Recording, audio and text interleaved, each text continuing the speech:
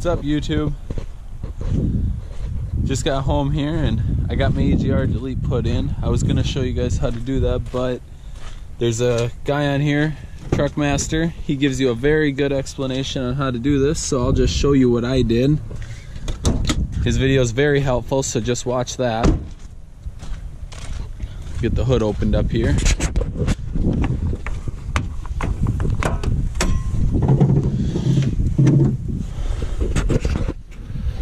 Okay, and here is what I did with mine. Super easy job to do. Don't be scared of it. Any basic hand tools can get this job done. I just put, let's see here if I can get a good angle of it. I put the block off plate in mine, and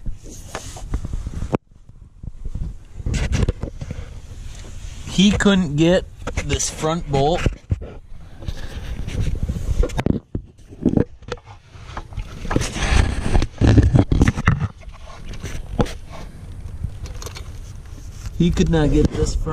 in his video right here bolted down, but he could get this back one. Well, I got this front one bolted, but I could not get this back one bolted. But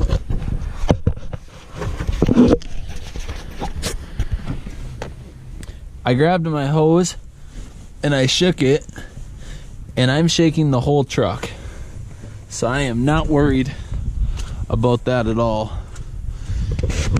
It's more than tight.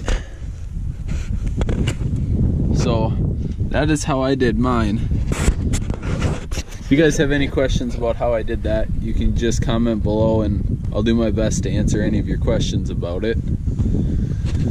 So the next project I'm gonna start, and I will videotape the whole process of doing that one, will be my rear door ghost lights. To do that, I'm gonna have to top into this dome light here, and I'll run it across the ceiling, and I'll run this side down this B pillar. So I'm gonna have to take this panel off, and then I'll have to take the top portion of this headliner down just to get over to there. I'll solder that connection up, run it down here, and I'll come into this boot. So then I gotta get my hole drilled underneath the bottom of this door. And I'm gonna do both doors, and I will take a video of that. I'll probably tackle that tomorrow or the next day, so that video should be up. I don't quite remember what brand I have, but whatever brand it was here, is that it did not come with the proper hose clamp down there. If you can see that yellow tab sticking out, I couldn't get the factory one quite tight enough, so I had this super loud whistle after I hooked it up, and it wasn't like the turbo just was spooling up a lot faster or anything like that, which I do have better throttle response. It was air leaking past there.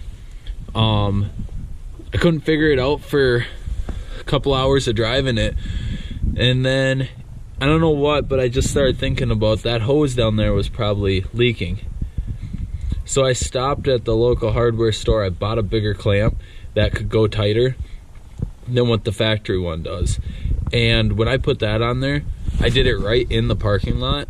All the noise all the way back to the house went away. It was back to quiet. I mean, the turbo sounds a hair bit louder, but not like it was. I can't even explain how loud it was. So I got that taken care of. So if you do buy a kit, don't be shocked if your turbo is super loud that you need a different hose clamp down there. I am gonna do my resonator delete.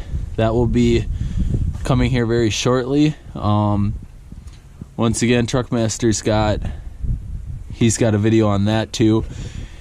He also did his PCV reroute, and that's super easy too. I ordered some different fittings. Like, he had cut his right here, and then he had stuck a elbow on here, stuck a heater hose and ran it down, and then did the same with this one that's under this hot side pipe. I ordered some fittings for mine. I will show you that when I get those.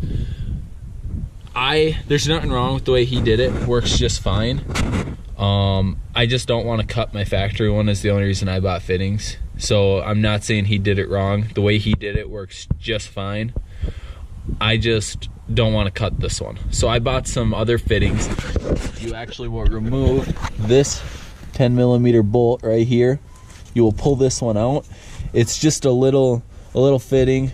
Put this factory 10mm bolt back in, and there's just barbs that stick out. That's the only thing.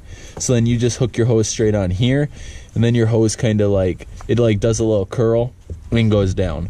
His may look a little bit cleaner just because it elbows off here. So he's just coming off underneath this hose and straight down to the ground. Well, mine's gonna have to loop and go over top of this hose. That's the only difference between what he did and I did.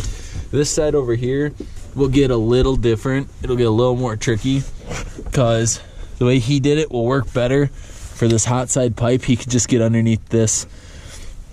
Let's see if I can get the camera lined up. He went right here on my finger. You can't see it, but right there is where it is. His was able to 90 with that fitting. It comes straight right here. I'm gonna have to run mine up. It's gonna have to come either through here or back here. I might run mine back here, just one, then you can't see it because it'll look weird being up here. Look more clean coming from back here. So I'm gonna have to run it from here, and it's gonna have to loop down and then run down there right to the ground over there. So that'll be what'll be coming next. I will show you guys that process. I'll probably show you how I do it instead of just like this EGR showing you how it looks. I'll actually show you the process of doing that. So if you guys have any questions about that process when I'm done, you guys can just ask about that, or if you have any questions, I guess, about it, I can help you answer it. So that's what I've done so far, and that's what else is coming left. This thing is dirty. This thing needs a bath, and it needs it bad. So gotta get that washed up. Probably do that tonight. I should make a video and show you guys how I clean mine, but my yard is just a sloppy mess. It don't pay to really give it a super good detailed bath right now. So, well, you guys, any questions, please like the video, subscribe, and there'll be more coming to it. Thank you very much. Have a good day.